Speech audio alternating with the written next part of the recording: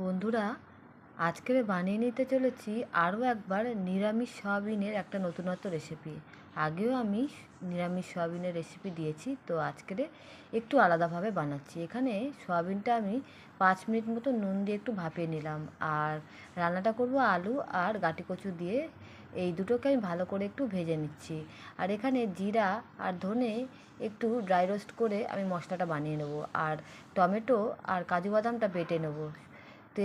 সর্ষের তেলের মধ্যে গোটা জিরে আর তেজপাতা সম্বাদ দিয়ে কাঁচা লঙ্কা আর আদার পেস্ট দিয়ে দিয়েছি। তারপরে ভালো করে কষিয়ে যে একটা টমেটো দেখালাম সেটা বেটে নিয়েছি। আর এখানে ধনে, জিরে আর কাশ্মীরি লঙ্কার গুঁড়ো দিয়ে ভালো মতন কষিয়ে আমি কাজু বাদামটা যে বেটে রেখেছিলাম সেটা দিয়ে ভালো মতন 3-4 মিনিট মতন কষিয়ে ভাজা আলু আর গাটি কচুটা দিয়ে একটু নাড়াচাড়া করে সয়াবিনগুলোকে দিয়ে ভালো করে নাড়াচাড়া করে কষিয়ে নিয়ে পরিমাণ মতন জল দিয়ে দিয়েছি। তারপরে আমি যে ড্রাই রোস্ট করা মশলাটা করেছিলাম সেটা সবার লাস্টে দিয়েছি, অল্প চিনি ও লাস্টে ঘরে বানানো গরম মশলা